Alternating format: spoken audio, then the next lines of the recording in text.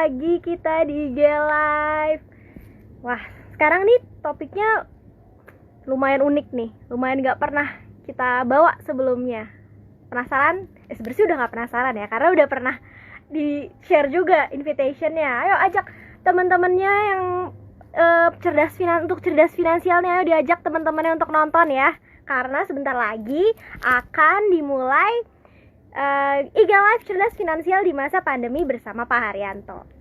Kemarin Fitz sudah ngelempar pertanyaan nih, udah ngelempar kesempatan untuk Fitz People bertanya tentang segala sesuatu yang berhubungan dengan finansial, cerdas finansial terutama di masa pandemi ini.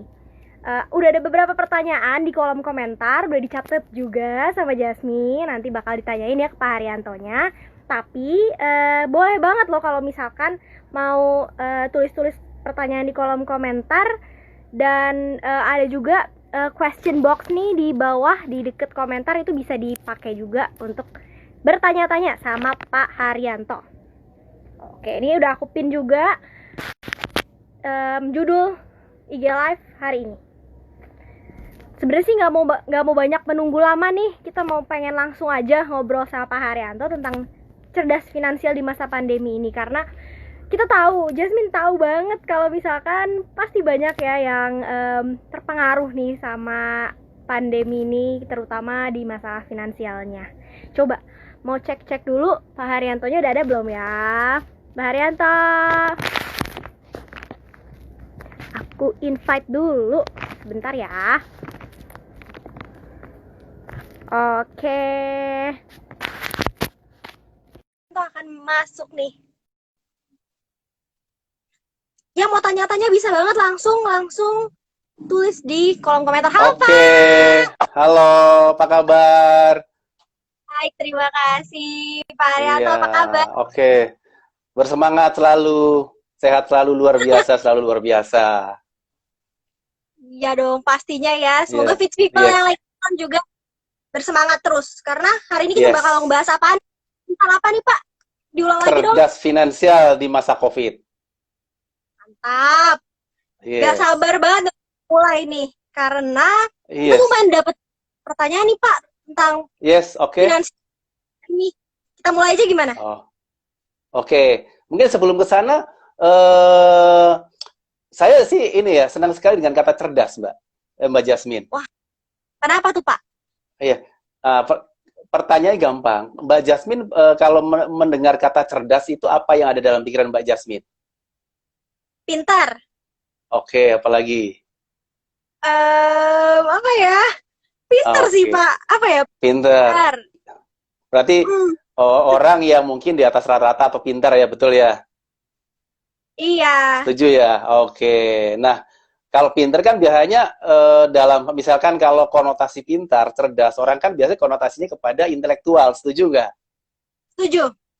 Iya. Padahal kalau orang ingin sejahtera itu nggak cukup pintar dalam sisi intelektual. Terus? Benar ya? Apalagi? Ya. Benar. Oke. Pertama, orang pintar belum tentu dia bisa sejahtera. Kalau dia tidak punya kepintaran atau kecerdasan emosional. Dua saja juga belum lengkap, belum sejahtera kalau dia nggak punya spiritual quotient atau kecerdasan spiritual.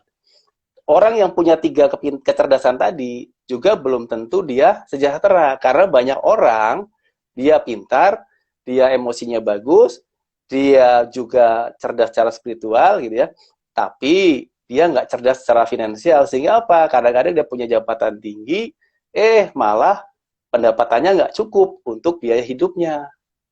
Jadi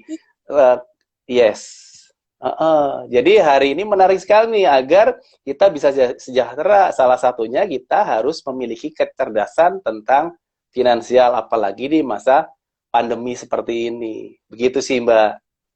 Bener Pak. Kalau mau dihubung, ini kemarin sempat ada yang viral nih tentang gaji 80 itu Pak. Pernah dengar kan? Setuju. Betul. Bahkan ada yang pendapatannya dulu dia general manager, gajinya 100 juta, sekarang jualan cincau. Aduh, karena pandemi ya, apa gimana?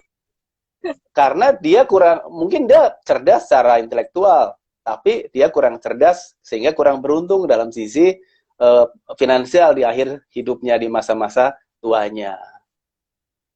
Aduh, sedih banget ya kalau kayak Iya, gitu. Nah, iya, karena mau sharing nih sama teman-teman iya, iya, people ya, oke, yes, supaya oke, lebih smart, lebih cerdas iya, dalam oke, berfinansial. Nah, iya, aku punya pertanyaan, Pak. iya. Pertanyaan apa? Jangan susah-susah ya. Oke, Saat seperti sekarang, ya. sektor-sektor apa saja yang kiranya tuh menjadi potential winner sama potential loser nih? Karena pasti ada yang naik, Ah, ada yang turun.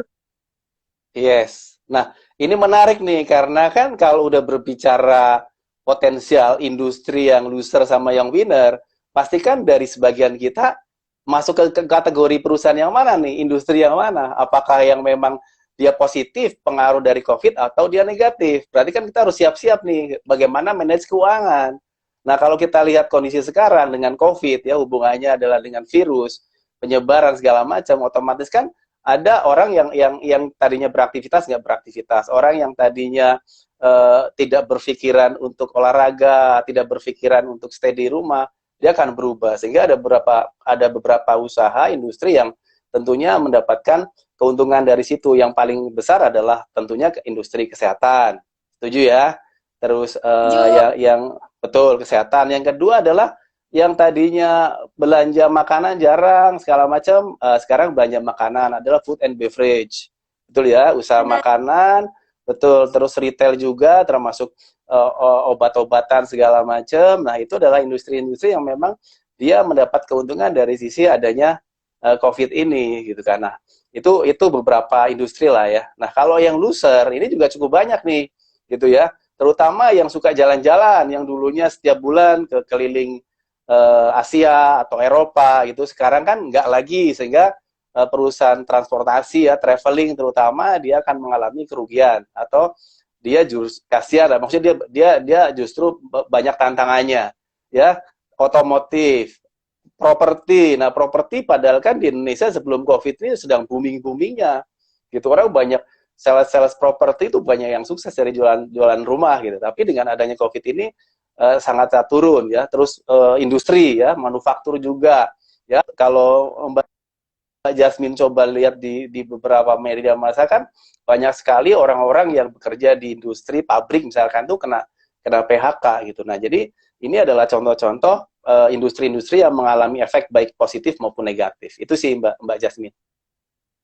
Iya, setuju Pak, benar Pak. Iya, iya, iya, Bung Karno itu juga ya banyak ya perusahaan-perusahaan iya, travel yang akhirnya gulung tikar dari Indonesia ya Pak. iya, Sedih. betul. Hotel juga kan minus tuh, yang dulu suka nginep tuh, ya Mbak Jasmine kan suka nginep tuh, daripada kena macet nginep gitu kan, Dudul Airi ya, nah, kan itu juga sekarang udah tutup ya. Bener-bener. Oke, Padahal dulu Mbak, sedih sih, sedih. Untuk budget traveler lumayan ya, sedih. Itu. oke. Hmm. Nah, untuk menanggapi kondisi yang ada seperti ini ya Pak, yang Iya, naik iya, turun iya. ini, kira Hmm. gimana nih Pak? Sebenarnya apa sih tujuan tujuan kita tuh mengelola keuangan tuh kayak gimana sih Pak? Oke, nah sekarang mungkin dengan adanya COVID ini orang terbuka matanya gitu. Jadi betapa pentingnya memanage keuangan, betul? Setuju ya? Nah tujuan orang memanage keuangan, financial planning, yang pertama adalah tentunya dia bebas dari hutang. Apa? Hutang. Betul nggak? Ah, Betul. ini karena iya surveinya itu 43% di Indonesia itu bayar hutang tiap bulan. Banyak sekali kan. Nah, itu ada surveinya dari Kadens. Jadi 43 orang itu rata-rata itu ya 43% itu mereka setiap bulan harus bayar hutang. Nah, satu Aduh. tujuan utama pasti kan bebas hutang, betul nggak? Kalau Mbak Jasmine kan nggak punya hutang. Hutang janji aja kali ya. Hutang janji. Hutang janji. Ya, ya, itu yang satu itu. Terus yang kedua tentunya adalah dia punya apa artinya memiliki rumah idaman gitu. Betul nggak? Jadi kalau pertama adalah rumah idaman. Kalau mungkin Mbak Jasmine kan pasti punya rumah impian gitu. Pertama utang udah bebas gitu kan. Yang kedua, ingin punya rumah idaman, betul nggak? Betul banget. Betul ya. Oke. Terus yang ketiga, punya cadangan dana. Jadi itu kalau orang sekarang tuh ya zaman now gitu kan sih istilahnya saya sih orangnya pas-pasan gitu kan. Betul nggak? Apa tuh? Ya, Gimana tuh pas-pasan? artinya itu dia selalu punya duit cadangan. Jadi pas pingin punya mobil, dia punya duit. Pas dia ada butuh dana darurat, dia punya duit. Nah, jadi dia pas-pasan. Artinya dia udah siapin, dia udah punya dana cadangan. Gitu. Termasuk dia sudah punya perlindungan asuransi. Jadi biaya untuk masa depan nantinya. Ya, terus yang selanjutnya dia udah punya dana warisan untuk masa depan, punya dana pensiun dan tentunya punya dana pendidikan. Jadi hal-hal itulah yang merupakan tujuan seseorang untuk merencana keuangan. Yang pertama, bebas hutang. Apa? Hutang. Bebas Hutang tidak hutang, betul. Tapi hutang tidak selamanya buruk. Tinggal tergantung hutangnya hutang seperti apa. Nanti kita akan bahas. Ini menarik sekali gitu. Ya, hutang boleh gitu. Tapi betul setuju ya, hutang boleh gitu. Tapi jangan terlanjur, jangan kebablasan. Ya, jadi hutang boleh, tapi jangan kebablasan dan harus di-manage dengan baik. Yang kedua, punya dana cadangan, ya tadi dana darurat yang cukup, betul. Ya, yang ketiga tadi punya rumah idaman juga. Kalau rumah kan sekarang jangan sampai rumahnya selamanya hidup rumahnya RSS misalkan. Kan rumah apa namanya? Apa itu? RSS? Ya, ada tahu nggak singkatannya? Enggak. Ya rumah sangat sederhana misalkan kan. Nah, jadi rumah kan, sangat sederhana. Ya, tapi kan anak-anak sekarang pengen punya rumah atau apartemen yang sesuai dengan impiannya, betul ya, setuju. Ya, terus dia punya persiapan dana untuk pensiun, persiapan punya dana warisan. Jadi salah satu tadi yang saya contohkan general manager dulu gajinya 100 juta setiap bulan gitu.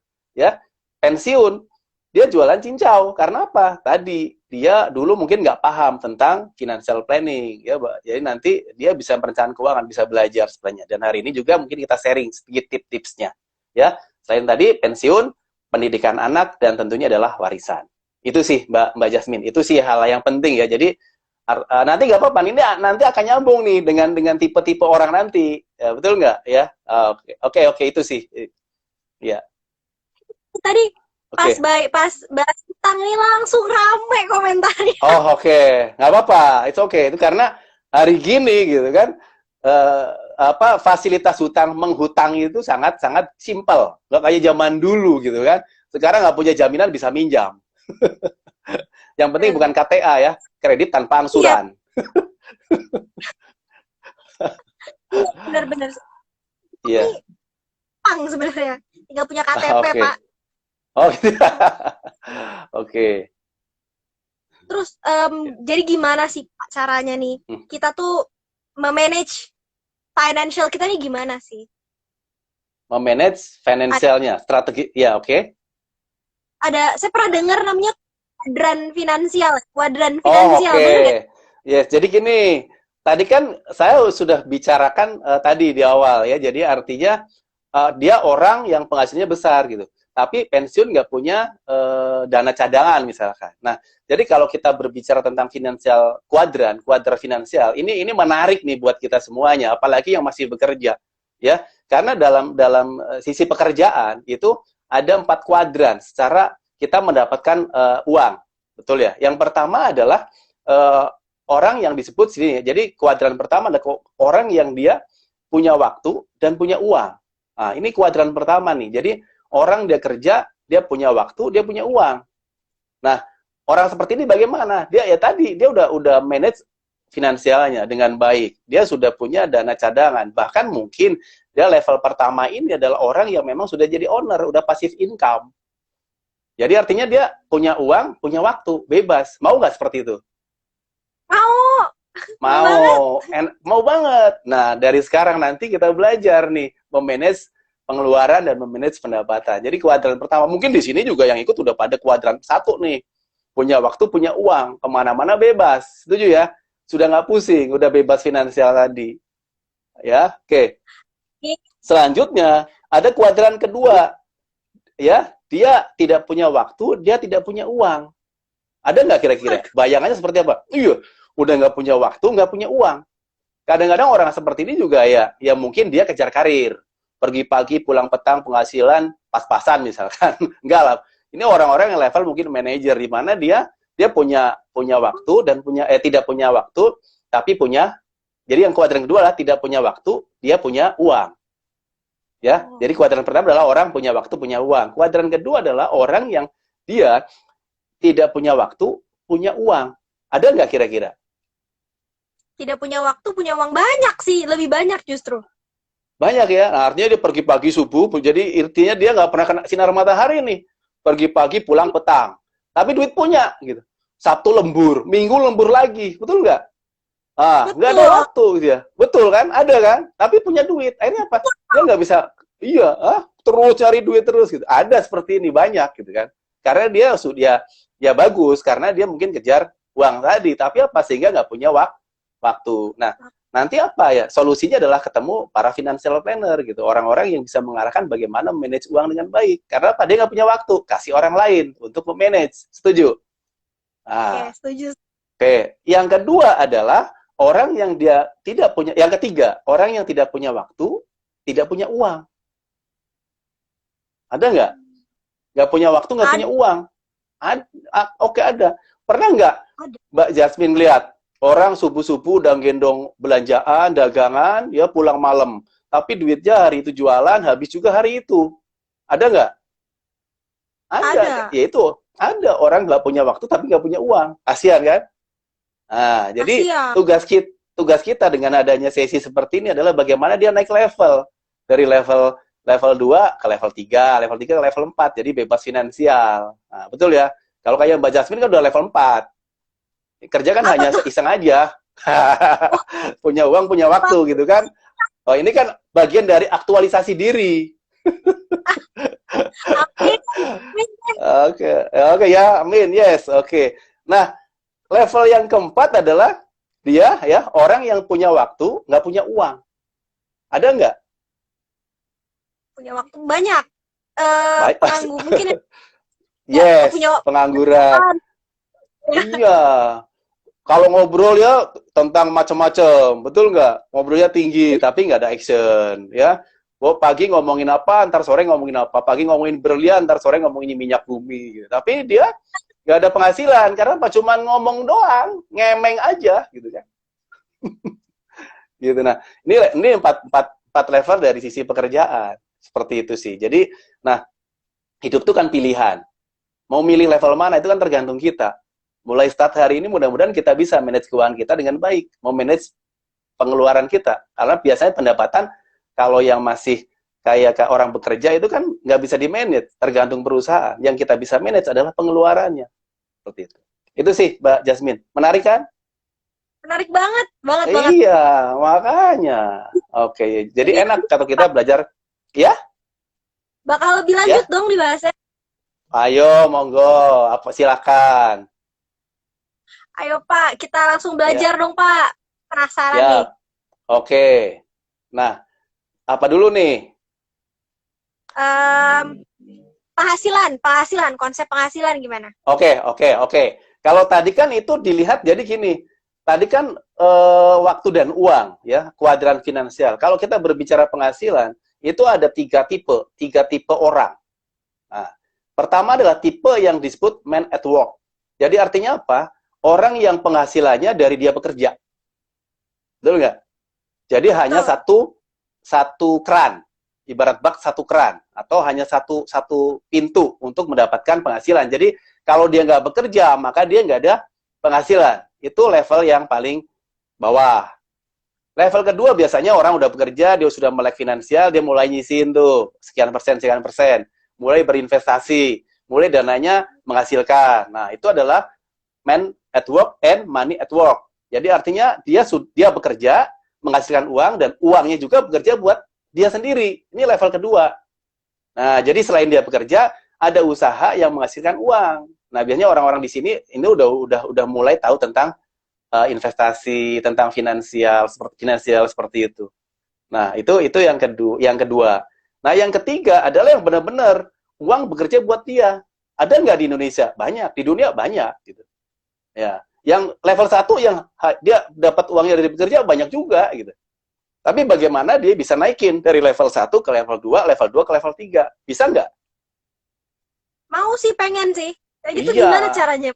Ya nanti kita akan bahas satu-satu. Intinya kita akan manage, nanti kan ada rasionya. Kalau tadi berbicara kecerdasan itu ada standarnya. Oh, orang cerdas itu misalkan kalau 80 sampai 90 tuh lambat, 90 sampai 120 tuh cerdas.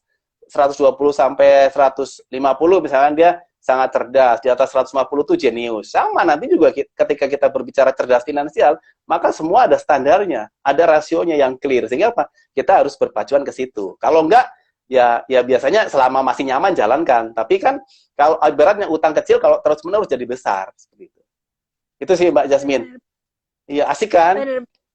Iya. Asik. Oke. Agak resmi ya. Proses aja gitu. Iya, apalagi masih muda, milenial kan sekarang banyak apa istilahnya banyak peluang seperti itu. Oke, Oke deh, yes, Pak. oke, yes,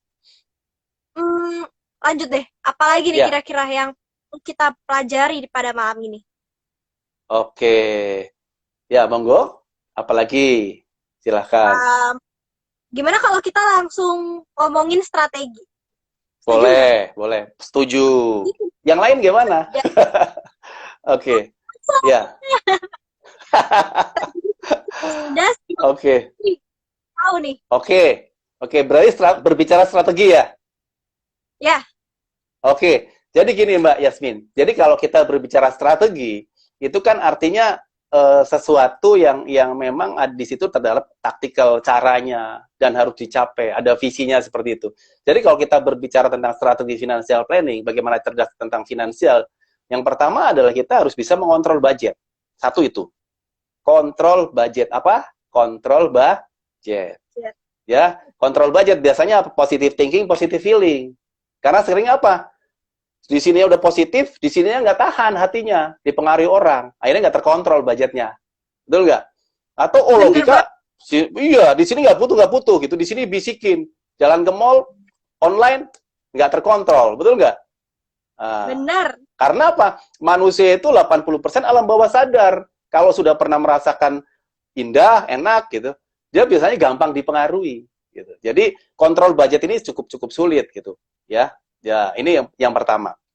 Yang kedua, budget sudah dikontrol. Yang kedua adalah bagaimana kita memanage utang, ya, manajemen utang. Oh, ada manajemennya, iya. Nah, tadi kalau kita berbicara cerdas, maka ada rasionya, ada patokannya. Nggak bisa sembarangan utang. Pengen barang utang. Ya gimana kemampuan bayarnya seperti apa? Nanti kita akan bahas. Yang ketiga adalah manajemen aset. Ya, nah ini menarik sekali di poin ketiga itu. Kalau budget sudah terkontrol, betul nggak? Ya, hutang sudah termanage dengan baik, nah kan pasti punya uang buat investasi. Nah, ini tadi bagaimana Anda naik level dari level yang pertama tadi hanya kerja, naik level kedua, kerja juga dapat duit juga. Nah, makanya kita harus belajar tentang bagaimana memanage investasi yang sesuai dengan diri kita nantinya. Oke? Nah, yang keempat adalah di sini duit dapat, terus utangnya termanage dengan baik, aset ada. Nah, tinggal perlindungan diri, proteksi, itu penting. Yang nyari duit kan kita. Nah, kita juga harus proteksi diri. Kita aware dengan diri kita. Kalau sakit, kita sudah punya biaya. Jangan sampai sakit, ya, masuk rumah sakit, tabungan ditarik, dana darurat ditarik, nggak cukup jual aset, nggak cukup jual diri nanti. Kan bahaya. Ngeri ya. Iya, makanya kalau orang yang cerdas ya empat strategi ini harus dikuasai. Yang pertama adalah bagaimana dia mengontrol budget dia dari keseharian dia, bulanan, tahunan, jangka pendek, jangka panjang. Yang kedua hutang dia dimanage dengan baik atau enggak. Yang ketiga, bagaimana dia mengelola aset investasinya. Dia harus bisa bedain mana investasi yang jangka pendek, mana jangka panjang, dan disesuaikan juga dengan profil risiko gitu kan. Nah, yang keempat adalah tadi, kita harus sayang diri kita. Karena nyari duit kita harus sayang, kita harus aware. Ya, tubuh kita ibarat mesin, kalau nggak dijaga sakit. Kita butuh perlindungan. Kita punya penghasilan juga, gitu. Kalau sampai kita terjadi sakit, ya, umur kita nggak ada yang tahu, dipanggil oleh Tuhan, tiba-tiba apa? Meninggal, maaf kata. Yang rugi siapa? Keluarga yang ditinggalkan. Nah, jadi jangan sampai kita tinggalkan keluarga dalam kondisi susah. Nah, ini orang sering kali nih, nggak aware, nikmatin aja lah gitu, urusan ntar ya entar lah gitu. Tapi apa? Kasihan dong anak-anak yang kita sayangi, orang-orang yang kita sayangi. Kalau kita tinggal sesuatu, kita tinggalkan warisan, legacy buat masa depan. Setuju? Nah, itu strateginya. Jadi 4 strategi ini harus kita kuasai dan kita aware. Seperti itu sih. Siap Oke. deh. Iya sih benar. Iya. Kamu punggung ya harus memproteksi diri. Betul. Nah, tadi kan ngomongin tentang ini ya Pak, kontrol budget. Budget. Yes. Iya, betul. Di dalam lagi nih caranya sih gimana mengontrol budget yang benar, yang paling efektif gitu supaya kita bisa menggapai si tujuan finansial kita yang awal itu. Oke, nah ini menarik di sini karena ini first prioritas, betul nggak? Memanage, mengontrol budget yang harus kita kontrol. Jadi kalau berdasarkan formulanya, ya, secara teoritis, maka dalam mengontrol budget dibagi menjadi 3 aspek, ya, atau 3 pos. Pos yang pertama adalah kebutuhan pokok, kebutuhan sehari-hari, atau untuk membiayai kebutuhan, ya. Pos yang kedua adalah bagaimana kita bisa membiayai keinginan kita, dan pos yang ketiga adalah bagaimana kita menyisihkan dana, menabung. Ini kondisi normal seperti ini. Ketika kondisi udah COVID seperti ini, banyak orang yang mungkin bisa PHK atau dia di WFH-kan hanya terima gaji pokok gitu. Kalau yang nonton di sini yang lihat sih semuanya nggak ada di WFH-kan. Walaupun di WFH kan gajinya utuh, gitu kan. Nah, tapi tetap harus di-manage gitu. Karena kan pasti ada perubahan biaya-biaya dalam contoh listrik misalkan kan ada kenaikan. Walaupun ada yang subsidi, kan seperti itu. Atau pemakaian internet, betul nggak? Yang tadinya WFO jadi WFH, internetnya naik, listrik naik, betul nggak? Nah, hal-hal seperti ini kita manage. Ya, jadi proporsi yang benar, rasio yang benar adalah untuk kebutuhan, penghasilan kita adalah 50% untuk kebutuhan.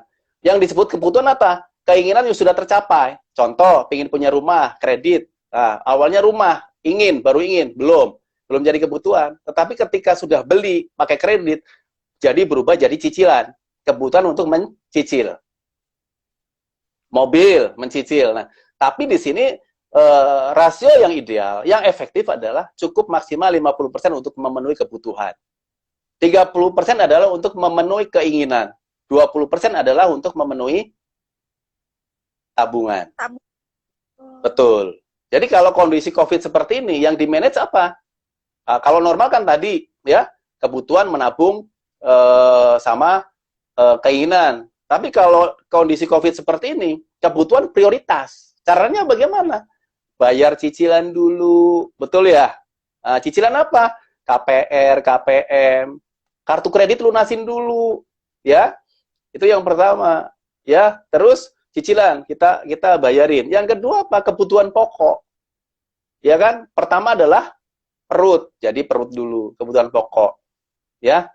Itu terus tagihan listrik, tagihan bulanan itu juga harus diprioritaskan, oke? Premi asuransi yang sudah diikutin harus dibayarkan.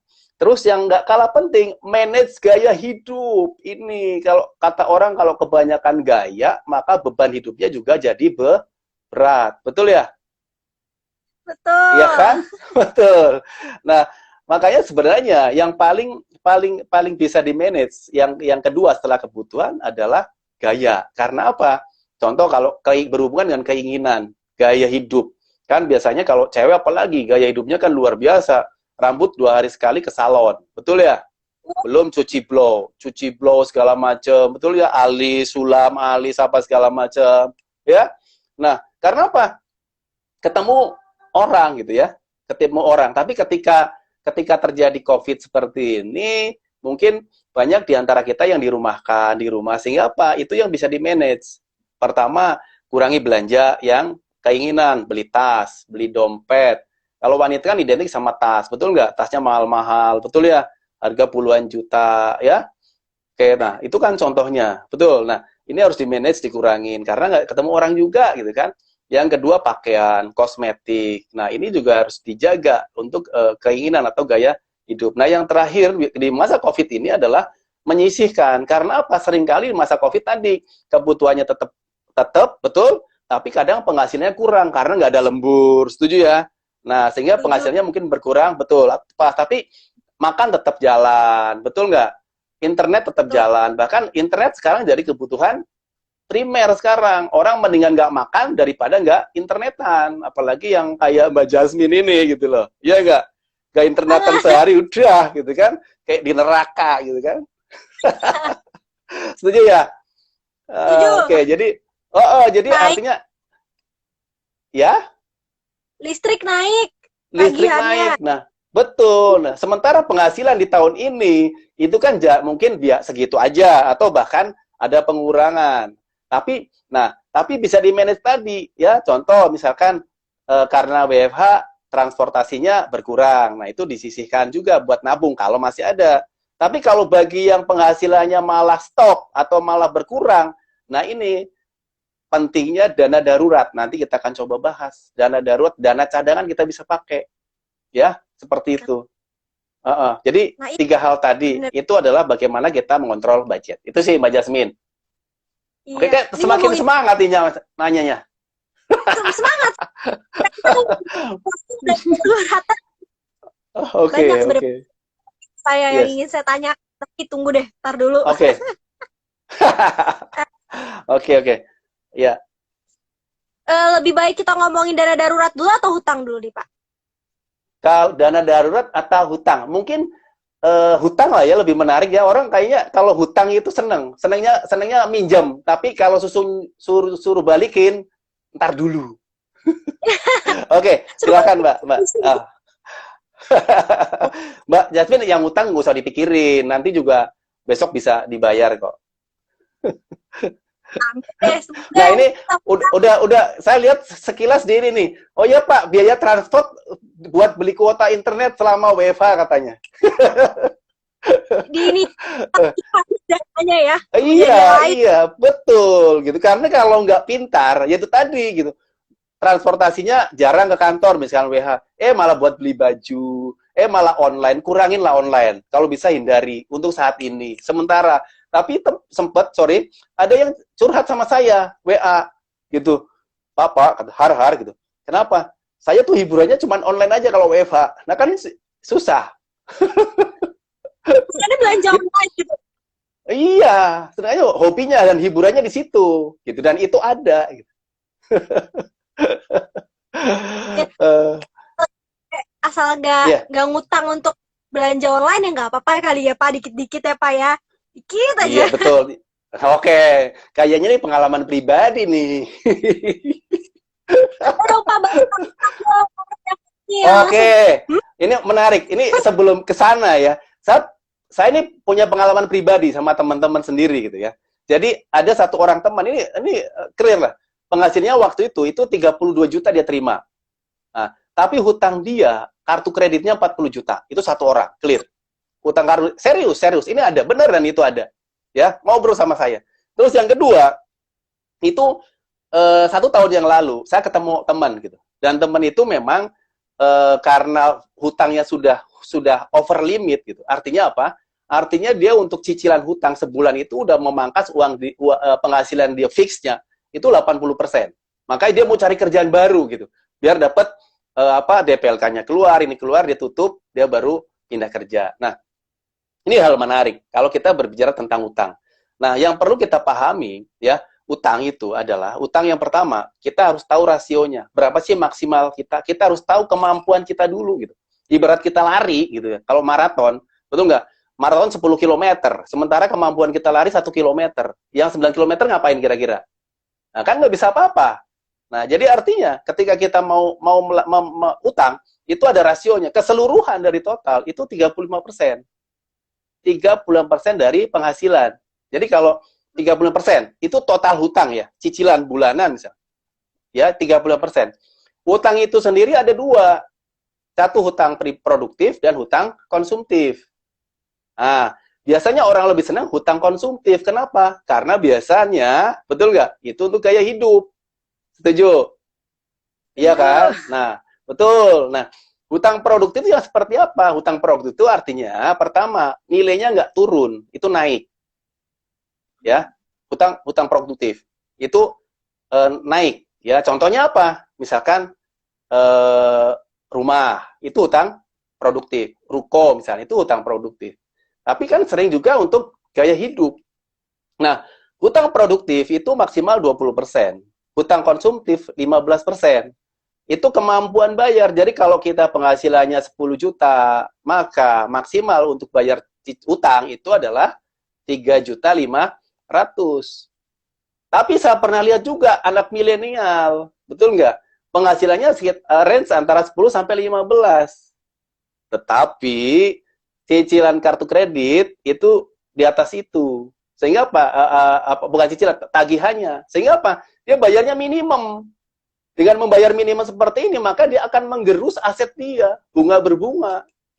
Iya, benar-benar. Iya, jadi please wise. Jadi artinya kita harus paham dulu. Maksimal adalah 35% ya dari penghasilan kita itu untuk bayar hutang. Kalau lebih dari situ, biasanya nih, kalau tadi di awal kan tadi kan, kalau kita cerdas, maka rasionya segitu. Kalau biasanya di bawah lebih dari itu, berarti udah nggak cerdas lagi dia. Betul nggak? Karena kalau kata teman-teman saya, cerdas sama idiot itu beda tipis. Nah, jadi kita harus jadi orang yang cerdas. Artinya apa? Ya kita manage dengan baik, maksimal 35%. Ya, nah itu. Nah ini adalah rasionya, kemampuan bayar. Jadi kita harus tahu kemampuan kita membayar. Kalau gaji kita 10 juta, cicilan kita sebulannya 8 juta, kita mau makan apa? Betul nggak? Betul. Setuju. Nah, ini kan kalau kita berbicara kemampuan hutang. Seperti itu. Kemampuan bayar hutang. Mungkin ada pertanyaan tambahan mungkin dari Mbak Yasmin? Gimana ya caranya menghandle hutang ini, Pak? Gimana cara step untuk melunasi Oke. supaya pas gitu? Oke. Supaya nggak... Ya.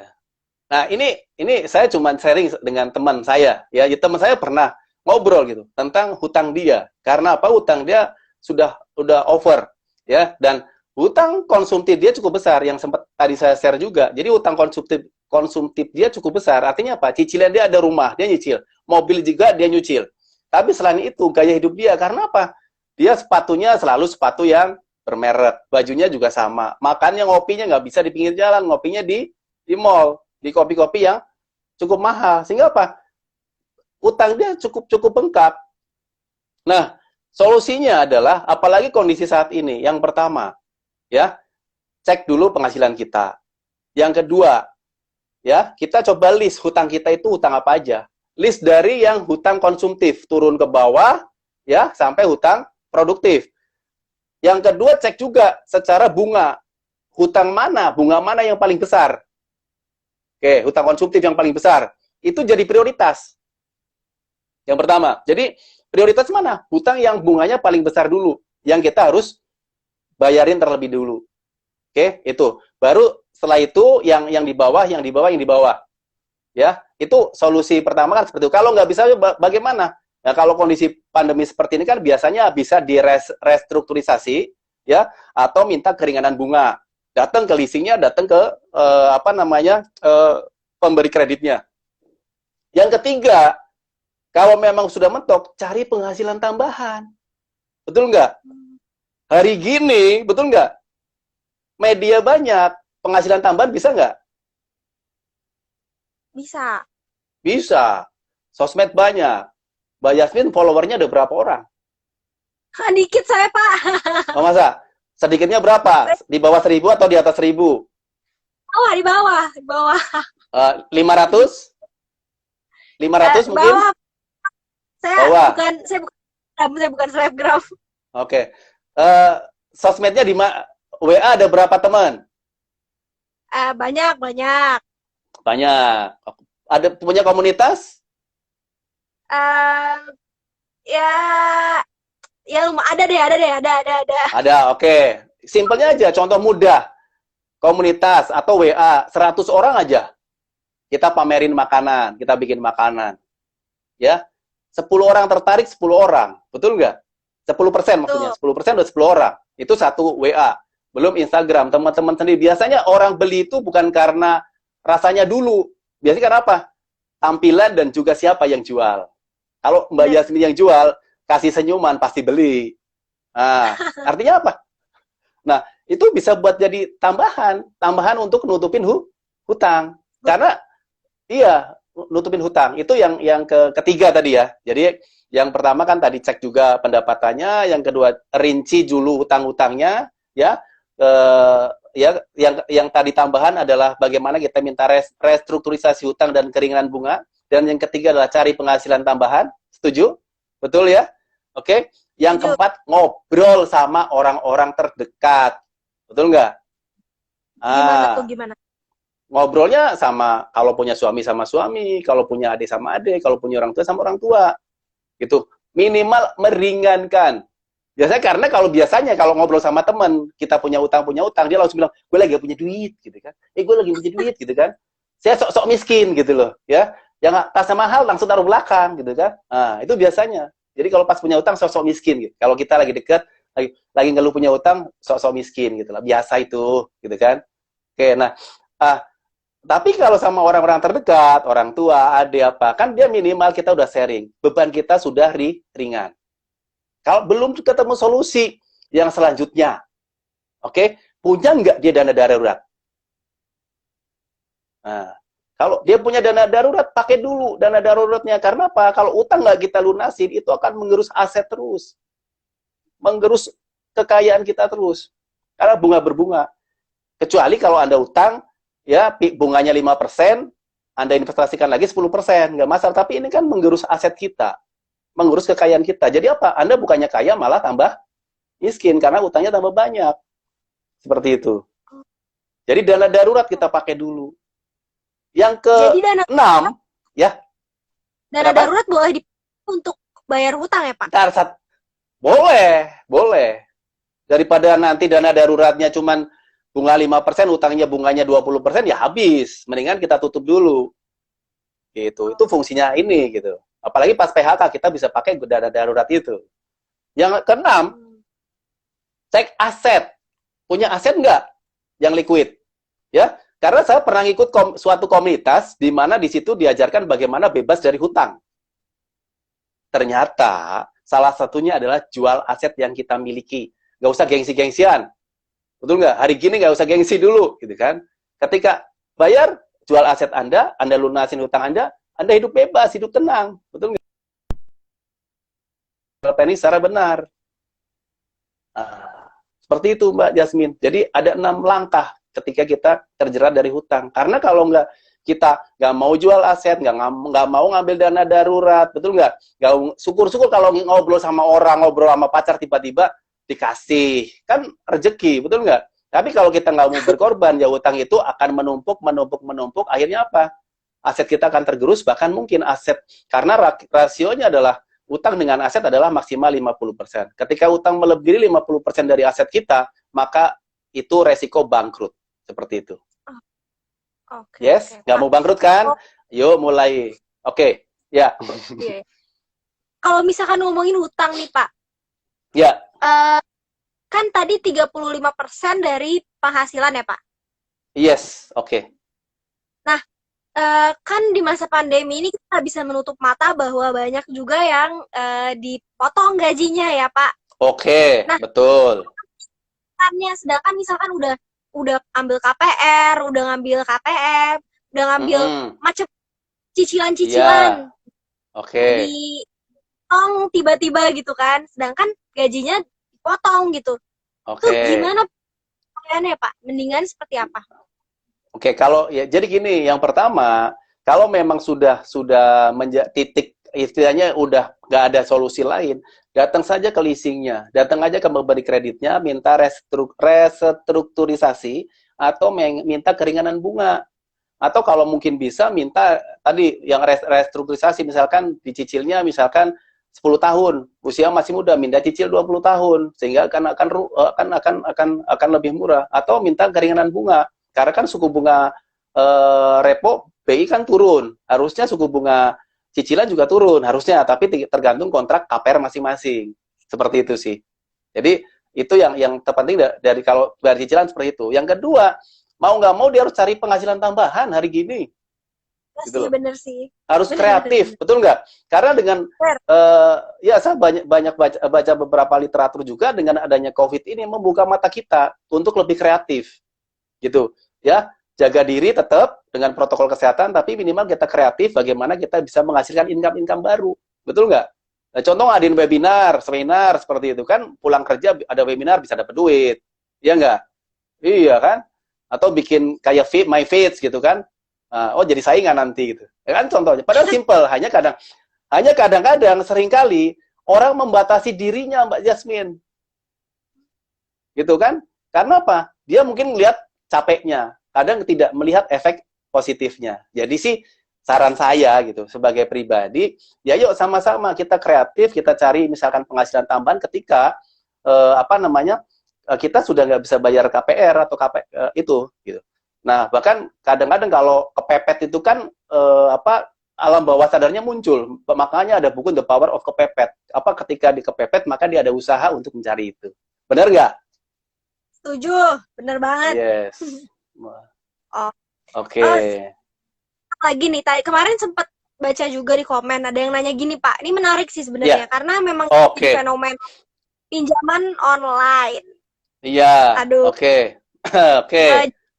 Yang nanya ini nih bilang bahwa gimana cara menyikapinya karena pinjaman online ini sudah seperti menjadi kebutuhan.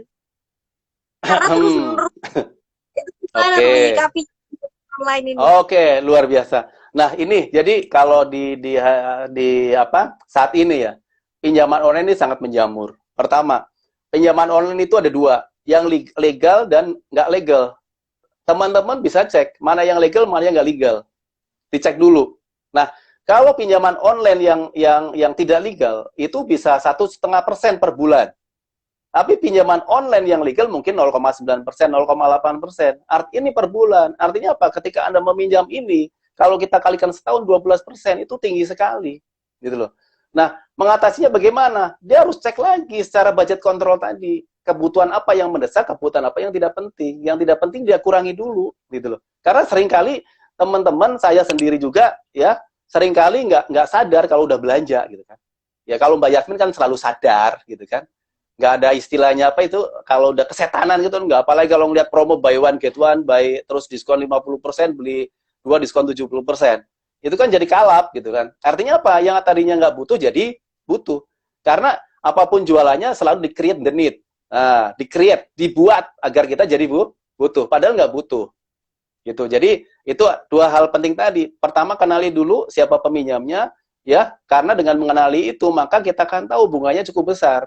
Ya, kalau sebulannya udah 1,5, itu setahunnya udah berapa gitu. Itu menggerus, sementara uang kita itu nggak berkembang segede itu gitu. Penghasilan kita juga setiap tahun nggak naik sebesar itu gitu. Jadi artinya tadi kenali itu, yang kedua adalah tadi ya sadar diri gitu, kebutuhan mana yang bisa kita rem, ya, artinya mendesak atau enggak, kita cek lagi. Yang ketiga ya tadi, kalau kita mau gaya hidup kita naik, kita harus bisa cari tambahan penghasilan lain tanpa harus ya mengurangi profesionalisme dalam kita bekerja. Istilahnya jangan cheating. Artinya apa? Kerjanya jam 9, jam setengah 9 sampai jam setengah 6 gitu ya. Nanti jam 12 gitu sampai jam 3 dia bisnis online gitu. Ya itu nggak benar juga gitu kan. Nah, tapi artinya mungkin bisa dilakukan Sabtu Minggu gitu kan. Misalkan jadi guru private ngeles Sabtu Minggu bisa aja. Sekarang kan banyak anak-anak, sekarang pendidikan bagus karena apa? Banyak anak-anak di WFH-kan. Betul nggak? Nggak sekolah. Di rumah ada perubahan behavior, perilaku, jadi jarang belajar. Nah, cari menjadi guru-guru yang entertain misalkan, sehingga apa anaknya senang belajar. Jadi yang ketiga cari tambahan penghasilan. Yang keempat yaitu tadi tutup dulu utang konsumtifnya, jual aset yang ada, asal jangan jual diri ya. Oke. Kalau misalkan hutang tertutup nih Pak. Ya. Kita sekarang ngomongin dana darurat deh, dana darurat sama protek. Biar kita langsung semuanya nih udah Oke, siap. Menarik kan? Oke. Kalau nah jadi gini, dana darurat. Nah, ini harus kita siapkan. Jadi apalagi kalau tadi kita lihat di awal ada efek dari COVID, ada perusahaan yang tergerus, ada terimpact, ada perusahaan yang positif. Nah, yang negatif juga harus hati-hati. Dia harus punya cadangan dana darurat minimal ya, single atau ya itu yang ideal atau keluarga yang ideal adalah 3 sampai 6 kali dari penghasilannya. Jadi minimal dia punya cadangan 3 kali ya, 3 kali itu untuk yang single, untuk ya single atau pekerjaannya karyawan tetap, gitu loh. Nah kalau yang dia profesional gitu, misalkan dia kayak misalkan contoh kalau dia profesional yang bukan karyawan tetap, gitu kan, dia harus minimal 6 sampai 9. Terus kalau dia misalkan pengusaha, dia minimal harus 9 sampai 12. Jadi ditentukan dulu. Jadi harus dia punya cadangan minimal yang single atau yang kerja karyawan ya harus punya 3 kali. Kalau Mbak Yasmin kan udah 6 kali tadi dihitung ya, 6 kali penghasilan per bulan ya. Iya kan? Udah kayak udah aman. Nah, terus kalau dana darurat itu kan dana namanya dana darurat. Berarti bisa dipakai kapan saja ketika ada kebutuhan yang mendesak. Contoh misalkan apa? Sakit. Ya. Yang kedua misalkan ada biaya dadakan, orang tua minta uang atau segala macam. Nah, itu kan darurat yang harus dipenuhi sehingga cara nyimpannya pun harus benar. Jangan asal dana darurat ditaruhnya di obligasi misalkan atau ditaruh di reksadana saham yang nggak pas. Karena pada dana darurat pertama dia harus gampang ditarik. Ya, gampang ditarik. Yang kedua, tidak ada penurunan nilai aset. Jadi kalau kita misalkan nyimpen 1 juta, jangan sampai bulan depan jadi 500.000. Betul nggak? Nah, jadi yang tidak ada resikonya. Setuju ya? Oke, jadi itu adalah ciri-ciri dana darurat. Terus yang ketiga, biasanya dana darurat itu bisa disimpan kepada instrumen-instrumen yang murah, yang mulai. Sekarang kalau Mbak Jasmine coba mau invest, yang mulai dari 100.000, 200.000, 300.000 ada. Gitu. Nah, kumpulkan itu terus-menerus sehingga yang ideal adalah 3 sampai 6 kali penghasilannya Mbak Jasmine. Seperti itu sih Mbak Jasmine. Terus tadi apa mau nambah apa lagi? Proteksi. Nah, ini kan tadi proteksi itu sebenarnya gini, ada kesehatan, ada jiwa. Ya. Nah, sumbernya ya di Indonesia yang sudah terproteksi kesehatan itu ada sekitar 45 saya tadi punya catatan-catatanya. 45 atau 46% itu sudah terproteksi asuransi kesehatan. Selebihnya belum. Nah, yang pertanyaan yang belum harus beli. Yang sudah apakah tetap nggak beli, tetap harus nambahkan, direview lagi kebutuhannya. Contoh gampang Mbak Yasmin, maaf kata nih, gitu loh. Impiannya tuh kan kalau ngambil asuransi kesehatan kan yang nyaman, betul nggak? Kamarnya mungkin yang VIP kan berarti udah 1 jutaan per harinya, betul kan? Nah, itu harus dirent yang sesuai, betul nggak? Tapi juga harus disesuaikan dengan kemampuan bayar kita. Seperti itu. Karena apa? Untuk bayar proteksi itu maksimal adalah 10% atau 10% dari penghasilan kita adalah untuk bayar asuransi. Oke? Terus, asuransi jiwa. Itu juga kita harus cek lagi nih. Kalau penghasilannya Mbak Jasmine nih, kan sebenarnya 50, saya buat 10 juta misalkan. Biar gampang hitungnya aja gitu. Kalau 10 juta yang layak buat Mbak Yasmin harus punya uang pertanggungan atau dana cadangan dalam asuransi itu berapa? 5 kali penghasilan Mbak Yasmin setahun. Jadi kalau 10 juta tinggal dikali 12 berarti kan 10 juta 120 juta. Betul nggak? Betul ya? Dikali 5 600 juta. Udah punya belum? 600 juta. Belum, nanti kalau belum tinggal cari agen asuransi. Berarti 600 juta. Kalau udah punya 300, nambah dulu 300. Kan begitu. Ya. Okay. Nah, oke. Terus yang kedua itu namanya ada ininya, apa nama teorinya namanya human life based value. Ada juga yang namanya income based value. Itu adalah jadi kalau misalkan maaf kata kita sebagai tulang punggung ya, punya penghasilan 10 juta, kalau kita nggak ada, 10 juta itu keluar. Maka kita simpan di instrumen yang memberikan penghasilan 10 juta setiap bulan. Jadi, hitungannya adalah misalnya penghasilan 10 dikali 12, dibagi bunganya misalkan yang gampang hitung aja 5%. Berarti kan 10 kali 2 120. 120 dikali 120 juta ya. Dibagi 5%. Kali 100 dari 120 dibagi 5. Sekitar berapa tuh? 600-an juta juga. Kurang lebih seperti itu. Nah, artinya apa? Dengan dana 600 juta disimpan, maka nanti keluarga yang ditinggalkan akan terima uang setiap bulannya dari instrumen itu adalah sebesar 10 juta. Contohnya itu sih, Mbak Jasmine. Ada lagi mungkin Mbak Jasmine? Ya. Kebetulan nih sayang banget bentar lagi waktunya mau habis nih, Pak. Oh gitu, enak ada batasannya?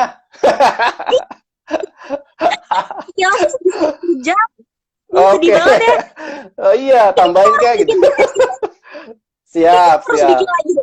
Gimana kalau ntar ujian lagi? Bisa diatur.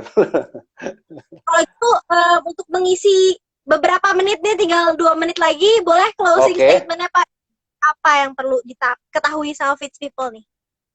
Oke, artinya gini, yang pertama dengan adanya kondisi COVID ini kan membuka mata kita nih untuk lebih kreatif. Ya, selain kreatif kita harus intinya apa? Positive thinking dan positive feeling. Artinya apa? Selain jaga jarak, jaga hati. Karena apa? Dengan di rumah banyak media untuk belanja itu kurangi. Karena apa? Itu adalah akan menggerus uang kita, penghasilan kita. Yang kedua adalah mari sama-sama kita tetap produktif di saat pandemi ini sehingga apa? Finansial kita tetap terjaga sehingga apa? Kita tetap berpikir positif, hidupnya positif dan hasil ke depan selalu positif. Terima kasih, sukses buat Mbak Jasmine dan semuanya. Iya, terima kasih Pak. Aduh, beneran loh Pak. Saya tertarik banget ngundang Bapak lagi, boleh ya? Oh, boleh. Siap. Bikin next session lebih dalam lagi tentang proses. Siap. Karena itu seru. Boleh. Iya. Oke. Yes. Saya juga makasih banget sudah diundang sama Mbak Jasmine. Senang kok. Terima banget. Bisa nih sangat membuka mata ya. Nah, amin. Semoga bermanfaat. Amin. Ya. Saya mau ngumumin pemenang sebentar aja ya. Cuman 5 pemenang. Oke, siap. Dari BCA Live. 1, Sweet Dotting Room. 2, Malik. 3, Arizal Fujiwara. 4, Ike WHYU. Dan 5, Utami. Selamat ya. Terima kasih. Oke. Lagi terima kasih Bapak. Nanti kita ketemu Sama-sama. Lagi ya. Siap, senang sekali. Sukses buat semuanya. Sehat-sehat selalu. Terima kasih. Oke. Sehat selalu. Amin. Yo. Oke. Selalu dan bisa cerdas berfinansial setelah nonton IG Live ini. Terima kasih nonton. Semoga kita bisa bertemu lagi di IG Live selanjutnya. Ntar cek-cek ya post Fits ya. Kalau ada IG Live langsung di save. Oke? Dan terima kasih.